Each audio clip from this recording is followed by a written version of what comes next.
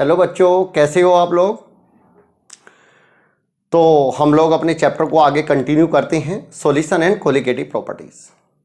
तो जैसा कि पहले मैंने कंटेंट तुम्हें बता ही दिया था कि हम लोग 1 by 1 fourth colligative property study करने वाले हैं। उनमें से 3 कोलिगेटिव प्रॉपर्टीज पहले ही हमने स्टडी कर ली हैं। First one relative lowering of vapour pressure, second one elevation of boiling point and third one depression of freezing point. और इससे पिछले वीडियो में हमने ये देखा था कि कैसे हम लोग एंट्रोपी कॉन्सेप्ट से एलिवेशन ऑफ बॉइलिंग पॉइंट को समझ सकते हैं और डिप्रेशन ऑफ फ्रीजिंग पॉइंट को समझ सकते हैं। एंट्रोपी कॉन्सेप्ट से बहुत इंपॉर्टेंट था वाला वीडियो, तो इसलिए अगर वो नहीं देखा तो अपन अच्छे से देख लें। अब हम लोग यहाँ पे फोर्थ कोलिगेटिव प्रॉपर्टी को स्टार्ट करने वाले हैं, उसे पढ़ने वाले हैं अच्छे से। तो वीडियो को अच्छे से देखें, चैनल को सब्सक्राइब करें शिव के चौहान एसकेसी सर के नाम से, और वीडियोस को लाइक और शेयर करें। बढ़िया से ये तुम्हें प्रॉपर्टी समझ में आएगी, अच्छे से तुम्हें ये वीडियो समझ में आएगा। तो बढ़िया से इस लेक्चर को अटेंड करें, अपन देखें। तो बेटा सबसे पहले हमें जो फोर्थ कोलिगेटिव प्रॉपर्टी है ऑस्मोटिक प्रेशर, इसे स्टडी करने से पहले एक प्रोसेस जिसे हमें स्टडी करना होगा वो है ओस्मोसिस, यानी कि हमें ओस्मोसिस पढ़ना होगा पहले। तो हम ओस्मोसिस फिनोमिना को पढ़ते हैं और उसके बाद हम लोग समझेंगे ऑस्मोटिक प्रेशर। तो पहले हम लोग हेडिंग डाल लेते हैं। बेटा यहाँ पर ओस्मोसिस लिख दिया मैंने। ओस्मोसिस ये फिनोमिना समझना है पहले बच्चों को, तो उसके लिए ध्यान देंगे। इधर मैंने एक डायग्राम बना रहा हूं, तुम लोग इस डायग्राम में देख सकते हो कि यहाँ पर मैंने यहाँ पर सेमी परमेबल मेम्ब्रेन ली है और ये बन पे इस कंटेनर को 2 पार्ट में डिवाइड किया है मैंने सेमी परमेबल मेम्ब्रेन से, एसपीएम से। तो इसे हम एसपीएम बोलेंगे, सेमी परमिएबल मेम्ब्रेन। ठीक है बेटा, ये एसपीएम है। इधर हमारे पास सॉल्यूशन है कंटेनिंग नॉन वोलेटाइल सोल्यूट और इधर प्योर सॉल्वेंट है। ये हमारे पास यहाँ पर प्योर सॉल्वेंट है और इधर जो है वो हमारे पास non volatile solute containing solution. तो यहाँ पर सॉल्यूशन लिख सकते हो कंटेनिंग नॉन वोलेटाइल सोल्यूट। पहले एक बार पूरा लिख देता हूं मैं। ये हमारे पास यहाँ पर non volatile solute containing solution है और यहाँ पे प्योर सॉल्वेंट है। ठीक है, ये हो गया। अब हम लोग ध्यान देंगे, एसपीएम हमने लगा रखी है बेटा बीच में, जो कि सॉल्यूशन को और सॉल्वेंट को सेपरेटेड कर रही है। और इसमें ये बात ध्यान देने वाली है कि यहाँ पर अभी बिल्कुल लेवल बराबर है। जैसे हम इस एसपीएम से अलग करते हैं बिल्कुल लेवल बराबर है, बिल्कुल यहाँ पर देख सकते हो पूरी तरह लेवल बराबर है यहाँ पर। और जैसे हम इसे सेपरेट करेंगे तो यहाँ पर जो सॉल्यूशन है उसकी ओर सॉल्वेंट का अपने आप मूवमेंट स्टार्ट हो जाएगा। एसपीएम में से यहाँ पर सॉल्वेंट पार्टिकल का मूवमेंट स्टार्ट हो जाएगा। एसपीएम में एक ही खास बात है कि वो अपने अंदर से ओनली सॉल्वेंट पार्टिकल को ही पास ऑन करने देगी, सोल्यूट पार्टिकल उसमें से पास ऑन नहीं हो सकते। क्लियर हो गया होगा ये बात मेरी, कि अपन जो एसपीएम होती है सेमी परमेबल मेम्ब्रेन, ये सिर्फ अपने अंदर से सॉल्वेंट पार्टिकल को मूव करने देती है, सोल्यूट पार्टिकल हिंडर्ड करती है, सोल्यूट पार्टिकल इसमें से पास ऑन नहीं हो सकते, सोल्यूट पार्टिकल इसमें से बिल्कुल नहीं गुजर सकते। ठीक है ना, अपन बात समझेंगे, पास नहीं हो सकते। नाउ कि अपन ने थोड़ी देर बाद देखा कि यहाँ पर जो सॉल्वेंट है वो आने लगा, उसके कारण सॉल्यूशन का लेवल बढ़ने लगा। यहाँ पर ध्यान देने वाली बात है कि जो सॉल्वेंट पार्टिकल है वो अपने आप मूव कर रहे हैं सॉल्यूशन साइड की ओर। इस प्रोसेस को जिसमें spontaneously solvent particle pure solvent से सॉल्यूशन साइड में एसपीएम के थ्रू पास ऑन होते हैं, इस प्रोसेस को बोलते हैं हम लोग ऑस्मोसिस प्रोसेस। तो हम डेफिनेशन लिख देते हैं ऑस्मोसिस की, लिख सकते हैं the spontaneous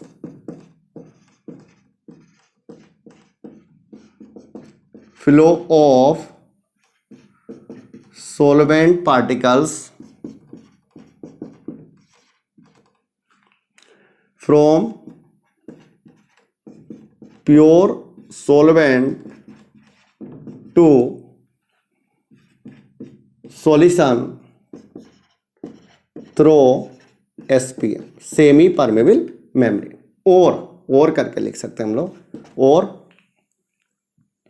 spontaneous flow of solvent particles from less concentrate solution to more concentrate solution, more concentrate solution बेटा। यानी कि पास ऑन तो कोई कौन होंगे, सोलवेंट पार्टिकल ही होंगे, कभी भी अपन पे यानी कि सोल्यूट पार्टिकल उसमें से पास ऑन नहीं हो सकते। एसपीएम जो है वो सोल्यूट पार्टिकल को हिंडर्ड करेगी, उन्हें पास ऑन नहीं होने देगी। यहां पर अपने आप ही सोलवेंट पार्टिकल अपने आप सॉल्यूशन में आना शुरू हो जाएंगे। इस प्रोसेस को, इस फिनोमिना को हम लोग ऑस्मोसिस बोलते हैं।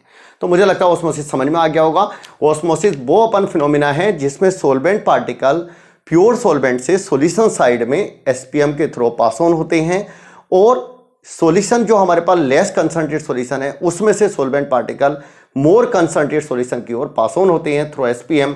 द प्रोसेस नोन एज, यहां पर थ्रू एसपीएम और लिख दीजिए, थ्रू एसपीएम, हाँ, is known as osmosis process. तो यहां पर अपन लोग पूरी तरह समझ गए होंगे सेमी परमेबल मेम्ब्रेन से सोलवेंट पार्टिकल का प्योर सोलवेंट से सॉल्यूशन की ओर पास ऑन होना, या लेस कंसंट्रेट सॉल्यूशन से मोर कंसंट्रेट सॉल्यूशन की ओर सोलवेंट पार्टिकल का एसपीएम में से पास ऑन होना ऑस्मोसिस प्रोसेस कहते हैं। अब हम लोग आगे की बात कर लेते हैं। ऑस्मोसिस प्रोसेस में एक हमारे पास इंपॉर्टेंट पार्ट आ रहा है, वो है हमारे पास में सेमी परमेबल मेम्ब्रेन।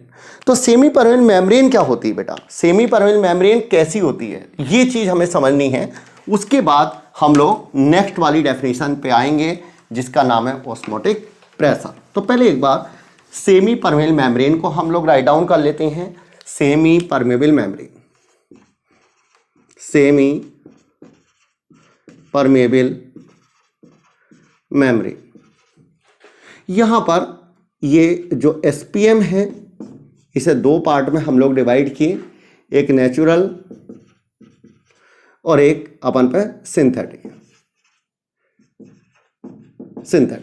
अब जो नेचुरल है, जो यानी कि हमें एनिमल ब्लैडर से मिलेगी, या ये बोल सकते हो कि हमारे पास में पिग्स जो ब्लैडर है उससे मिल जाएगी, या जो एनिमल की अपन पे जो फर्स्ट लेयर होती है स्किन के नीचे जो लेयर होती है उससे मिल जाएगी, ये अपन होती है, या प्लांट से मिल जाएंगी, तो हम इन्हें बोलेंगे natural.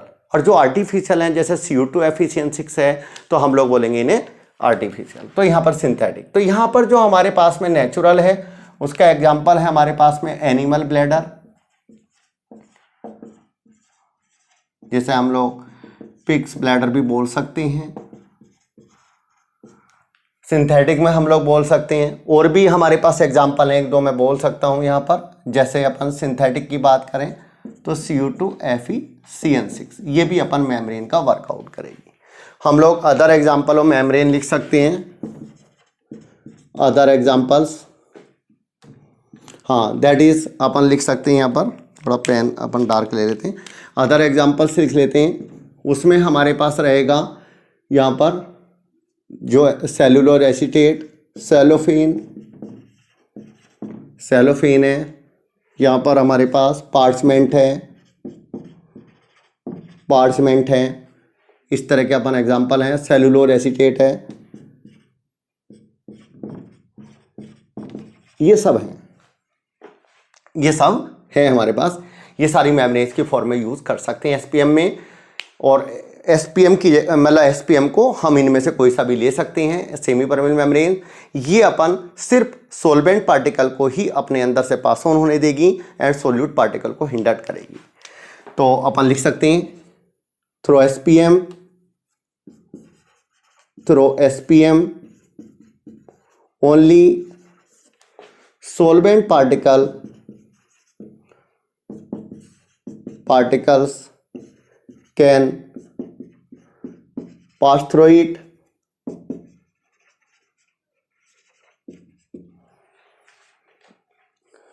and solute particle will hindered.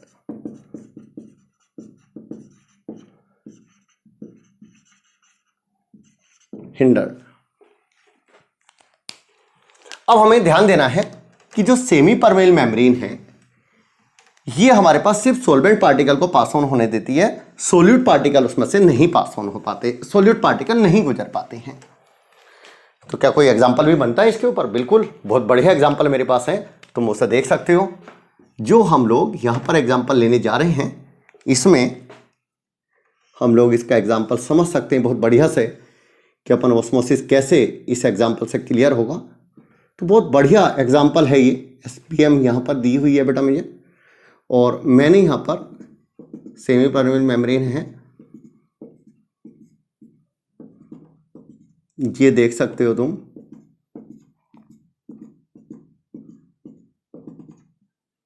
ये रही, हाँ, ये देख सकते हो कि यहाँ पर एसपीएम जो हमने ली है, इधर हमने 0.01 मोलर अमोनिया सॉल्यूशन ले लिया बेटा, और यहाँ पर ले लिया मैंने 0.1 मोलर कॉपर सल्फेट सॉल्यूशन। तो तुम्हें ये बताना है कि तुम्हें ये पता होगा कि जब अमोनिया हम लोग कॉपर सल्फेट में ऐड करते हैं तो उस अमोनिया के कारण कॉपर सल्फेट में जो कॉम्प्लेक्सेशन हो जाता है, और अमोनिया मतलब कॉम्प्लेक्सेशन कर लेगी कॉपर सल्फेट के साथ में, क्योंकि कॉपर +2 आयन और अमोनिया में जो अमोनिया के अपन लोन पेयर है वो आ जाएंगे, और उसके कारण एक कॉम्प्लेक्स फॉर्म हो जाएगा, और उस कॉम्प्लेक्स का कलर इंटेंस ब्लू कलर होता है। वो रिएक्शन हम जानते भी हो, तुम रिएक्शन को जानते भी हो अपन, और अगर नहीं जानते हो तो नोट डाउन कर सकते हैं कि अपन copper sulphate aqua solution ammonia के साथ इस तरह की रिएक्शन दिखाएगा। ये कॉम्प्लेक्स है जो ये बन रहा है, इंटेंस ब्लू कलर इसका है हमारे पास, इंटेंस ब्लू कलर।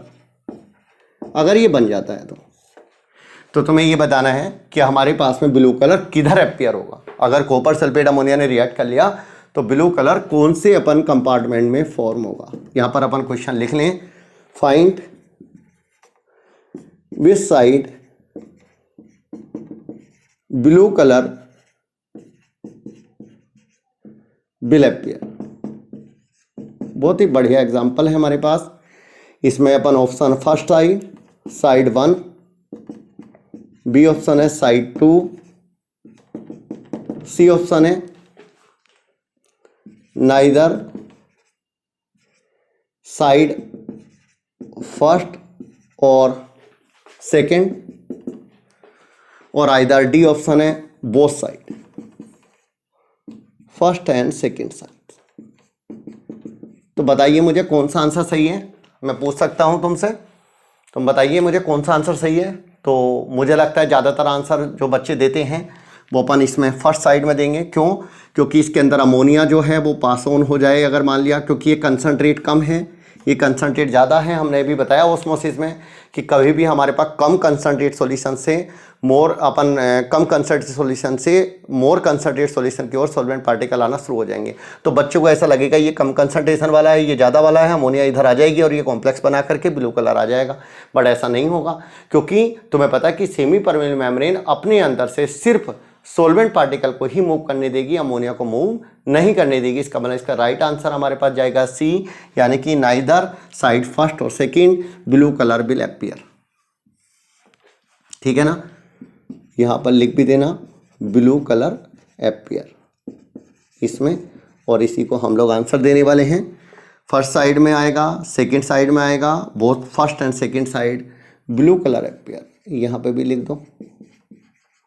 तो हमारा आंसर क्या जाएगा? थर्ड सी जाएगा। इसका कारण क्या है बता दिया, क्योंकि अपन पे यहाँ पर सिर्फ सॉल्वेंट पार्टिकल मूव कर सकते हैं, वाटर आ सकता है, सिर्फ वाटर का हमारे पास मूवमेंट हो सकता है, अमोनिया पास ऑन नहीं हो सकती, अमोनिया नहीं आ सकती है। इसका मतलब यहाँ पर सॉल्वेंट ही आ सकता है, वाटर ही आ सकता है, और अमोनिया जब नहीं आएगी तो इंटेंस ब्लू कलर अपीयर नहीं होगा। इसका मतलब किसी भी साइड में ब्लू कलर अपीयर नहीं होगा। तो राइट आंसर टिक कर लीजिए आप, सी आंसर हमारे पास रहने वाला है बेटा, तो सी को अपन टिक कर लेंगे। अब अपन थोड़ा आगे बढ़ जाते हैं हम लोग। ये क्वेश्चन तो मैं समझ में आ गया होगा अच्छे से, और अपन इसकी प्रैक्टिस कर लेंगे घर पे बैठ करके, अच्छे से समझ जाएंगे। इस तरह का एग्जाम्पल अपन यहाँ पर मेंस में, एडवांस में, नीट में, कहीं भी अपन एग्जाम में आ सकता है। तो बच्चे अच्छे से प्रिपेयर कर लें, अच्छे से वीडियो को देखना भी है पूरा, अपन समझेंगे अच्छे से टॉपिक को। अब नेक्स्ट वन हमारा आता है ऑस्मोटिक प्रेशर। ऑस्मोटिक प्रेशर को समझ लेते हैं बेटा। ऑस्मोटिक प्रेशर, तो यहाँ पर ऑस्मोटिक प्रेशर क्या होता है, इस चीज़ को समझने के लिए मैंने यहाँ पर एक डायग्राम बनाया ऑस्मोटिक प्रेशर को समझने के लिए। ठीक है, ऑस्मोटिक प्रेशर को समझने के लिए मैंने एक डायग्राम बनाया, तुम इस डायग्राम को देख सकते हो अच्छे से। कि अपन ये डायग्राम जो है एनसीईआरटी में भी बना हुआ है। ये अपन ये हमारे पास रहेगा।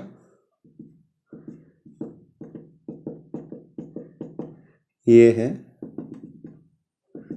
सॉल्वेंट जो मैं बाहर की तरफ भर रहा हूं अभी। एनसीईआरटी में भी ये डायग्राम बना हुआ है। ये अपन एसपीएम,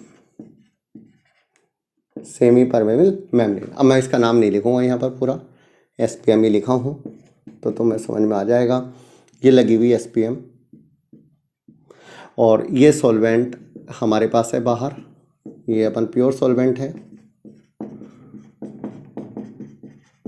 और बेटा ये सॉल्यूशन है, इसमें solution containing non volatile solution.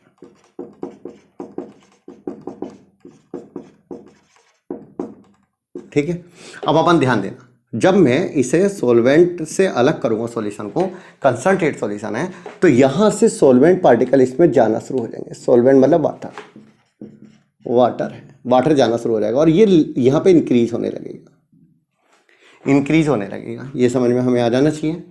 तो तुम्हें पता होगा कि एक ऐसा लेवल आ जाएगा जब ये स्टॉप हो जाएगा, ऊपर जाना बंद हो जाएगा। ये अपन एक मान लिया हाइट अपन इसमें राइज हो गई h, इक्विलिब्रियम आ जाएगा, एक बार रुक जाएगा। एटमॉस्फेरिक प्रेशर जब बराबर हो जाएगा इसके, तो ये राइज होना बंद हो जाएगा। ये कैपिलरी हमारे पास राइज है, कैपिलरी अपन में बढ़ रहा है ये वाटर, अपन पर जो सॉल्यूशन का लेवल है, और ये h हाइट तक राइज हो जाता है। तो जब ये इक्विलिब्रियम एस्टेब्लिश हो जाएगा तो ये हाइट राइज होनी बंद हो जाएगी। उस समय पे जो प्रेशर होगा उसे बोलेंगे हमारे पास ऑस्मोटिक प्रेशर। तो हम लोग इस ऑस्मोटिक प्रेशर की डेफिनेशन पहले राइट डाउन कर देते हैं। Osmotic pressure, the hydrostatic pressure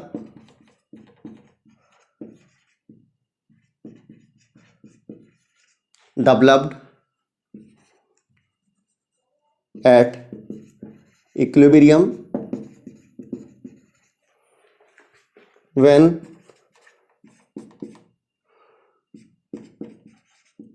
solvent is separated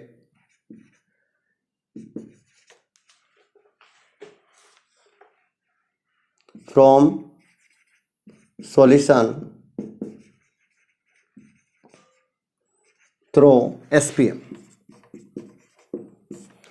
The hydrostatic pressure developed at equilibrium when solvent is separated from solution through SPM. यानी कि जब solvent solution से separated होता है या solution solvent से separated होता है, तो जो hydrostatic pressure developed at equilibrium, यानी कि जो hydrostatic pressure यहाँ पर solution पर develop होगा, hydrostatic pressure developed at equilibrium when solvent is separated from solution through SPM is known as osmotic pressure. ये डेफिनेशन थोड़ा सा अपन को कई बार समझ में कम आती है कि अपन हाइट क्यों राइज कर, अरे हाइट तो राइज करेगा क्योंकि ऑस्मोसिस हो रहा है, यहाँ से सॉल्वेंट पार्टिकल मूव हो रहे हैं इस मेम्ब्रेन में से और ये हाइट राइज हो रहा है। तो यहाँ पर कितना प्रेशर अपन डेवलप होगा हमेशा अगर निकालना चाहिए, तो वैसे तो ये ऑस्मोटिक प्रेशर ही है और इसकी वैल्यू हमारे पास HDG के बराबर होगी। ये हाइट जो है यहाँ पर, ये हमारे पास हाइट है जो सॉल्वेंट ने राइज करी। अगर ये मरकरी होता ना तो हम सीधे उसे अपन मरकरी की जो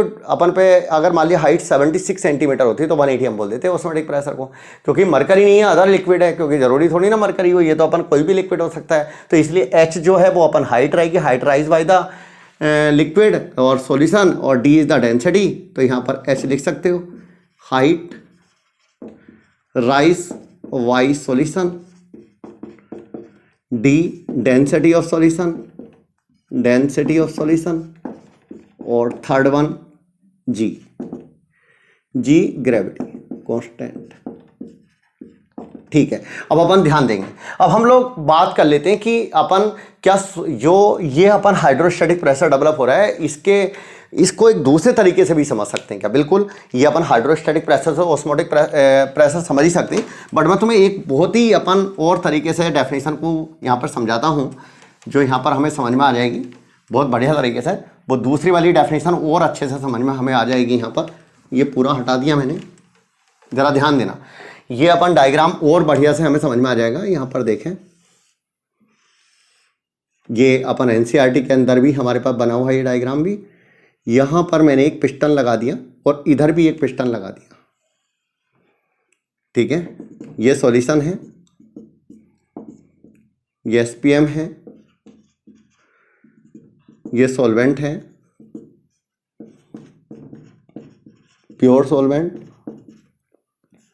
और ये सॉल्यूशन है containing non volatile solute, containing non volatile solute,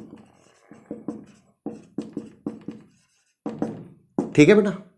तो ये एसपीएम है, तो यहाँ पे सॉल्वेंट पार्टिकल मूव करना शुरू कर देंगे इसके अंदर, ये आ जाएगा और धीरे धीरे इस पिस्टन के ऊपर प्रेशर लगाने लगेगा। ये इस तरीके से ये मूव करना चाहेगा, ऊपर मूव करना शुरू कर देगा। तो अगर ये पिस्टन मूव करना चाहेगा, क्योंकि सॉल्वेंट इसके अंदर आता जा रहा है, देख सकते हो सॉल्वेंट इसके अंदर मूव कर रहा है, तो ये पिस्टन क्या होगा, ऊपर की तरफ जाएगा। अगर मैं इसके ऊपर एक्स्ट्रा एक्सिस में कुछ फोर्स प्रेशर लगाना पड़ेगा जिससे कि पिस्टन ऊपर की तरफ मूव ना हो।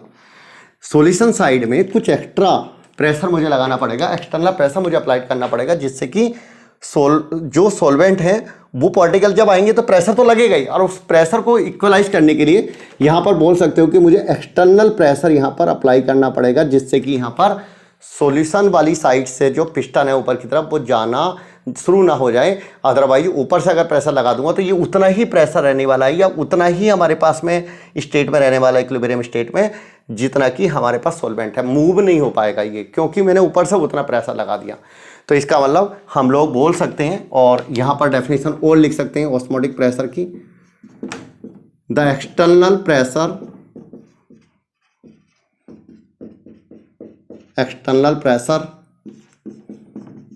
applied on solution side so that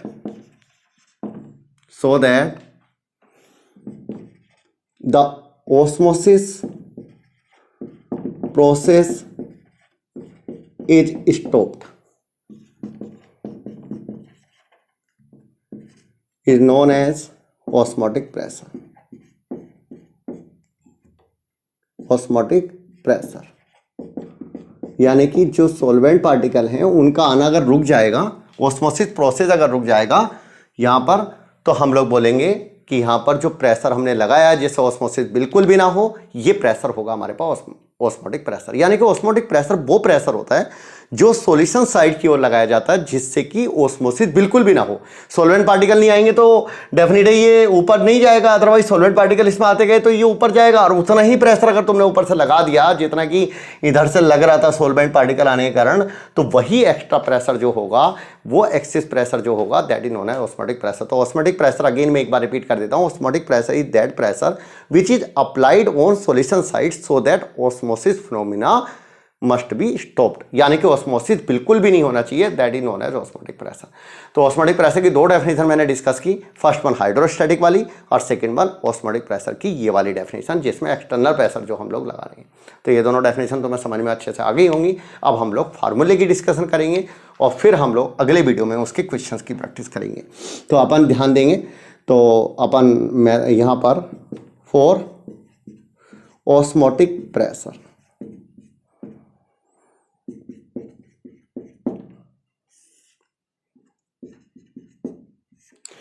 for osmotic pressure एक बात ध्यान देने वाली है कि फार्मूला कौन सा यूज करना है। तो इस चीज को अपन ध्यान देंगे कि अगर मान लिया कोई सॉल्यूशन हमें दिया हुआ है और उस सॉल्यूशन का ऑस्मोटिक प्रेशर हमें निकालना है, तो हम कैसे निकालें, कैसे हम कैलकुलेट करेंगे। तो ये चीज तो ऐसे हो गई, जैसे हम लोग यहां पर ध्यान दें, ये देख सकते हो ये एक सॉल्यूशन है, इसकी कंसंट्रेशन मैंने ये अपन पे C मान ली, ये सॉल्यूशन है हमारे पास, और इधर प्योर सॉल्वेंट ले लिया, प्योर सॉल्वेंट, और ये SPM है। तो ये बताओ मुझे कि अगर मान लिया सॉल्यूशन की कंसंट्रेशन C है, तो डेफिनेट है कि यहां पर सॉल्वेंट पार्टिकल मूव करेंगे, यहां पे मुझे प्रेशर लगाना पड़ेगा, एक्सटर्नल प्रेशर, इसी को तो बता रहा हूं मैं। तो यहां पर जो सॉल्यूशन है उस सॉल्यूशन का ऑस्मोटिक प्रेशर का फार्मूला क्या होगा, पाई का फार्मूला क्या होगा। तो experimentally it was observed that कि osmotic pressure of a solution is directly proportional to concentration of solution. तो हम लोग लिख सकते हैं एक्सपेरिमेंटली it is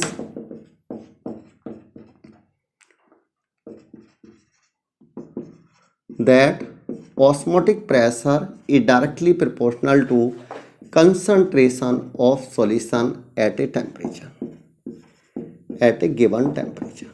हाँ, टेम्परेचर अगर बढ़ेगा तो उस पर भी डिपेंड करेगा। ये तो बिल्कुल बेसिक इक्वेशन है, जैसे हमारे पास आइडियल गैस की होती है। आइडियल गैस में क्या होता है कि जो गैस होती है, गैस के मॉलिक्यूल्स है वो कंटेनर के वॉल्यूम में प्रेजेंट होती हैं। कंटेनर का वॉल्यूम जो है वो अपन पे बड़ा होता है हमारे पास, और उसके कंपैरिजन में गैस के मॉलिक्यूल बहुत छोटे होते हैं। तो ऐसे यहाँ भी है, यहाँ पे सोल्यूट के पार्टिकल बहुत छोटे हैं और सोलवेंट ज़्यादा है। तो सोलवेंट तो ऐसा काम कर रहे हैं यहाँ पर जैसे कंटेनर का वॉल्यूम, और अपन सोल्यूट पार्टिकल वैसा काम करे जैसे गैस मॉलिक्यूल। तो हमें पता है कि उसकी उस जैसी इक्वेशन यहाँ भी लगा सकते हैं, जैसे P बराबर nRT होती है, बिल्कुल सेम टाइप की इक्वेशन यहाँ भी अप्लाई कर सकते हैं। तो यहाँ पर मैंने लिख दिया पाई डायरेक्टली प्रोपोर्शनल टू C और आइदर T, और इसे हमने यहाँ पर लिख दिया CRT एट ए टेम्परेचर। हाँ, तो पाई बराबर CRT, ये अपन कंसंट्रेशन के डायरेक्टली प्रोपोर्शनल है एट ए गिवन टेम्परेचर, और पाई बराबर CRT, ये फार्मूला यूज करना ऑस्मोटिक प्रेशर के लिए। और आई क्या है, वो सॉरी C क्या है, कंसंट्रेशन ऑफ सॉल्यूशन।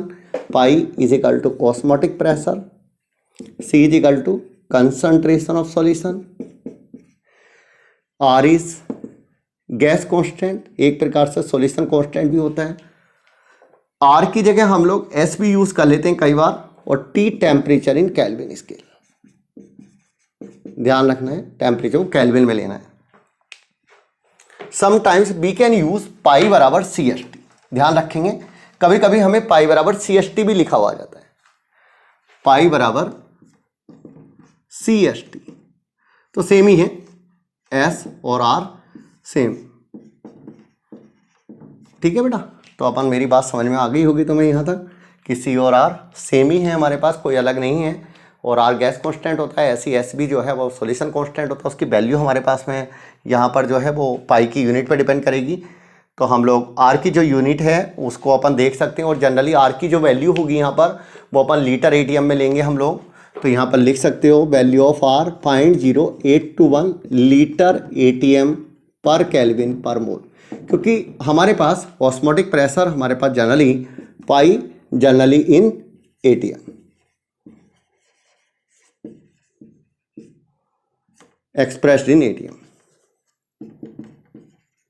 चलिए अपन बाकी अगले में हम लोग आगे जो है वो फार्मूले की प्रैक्टिस करेंगे, और अपन उसके बाद जो फार्मूले की प्रैक्टिस है वो न्यूमेरिकल क्वेश्चन के थ्रू भी होंगे, कुछ अपन पे यानी कि एप्लीकेशंस भी होंगे, वो अगले वीडियो में देखेंगे। उसके बाद में हम लोग यानी कि 2 वीडियो में 3 वीडियो में हम लोग इस चीज़ को पूरे को पढ़ पाएंगे। ठीक है ना, चलिए थैंक यू बेटा, मिलते हैं हम अगले वीडियो में।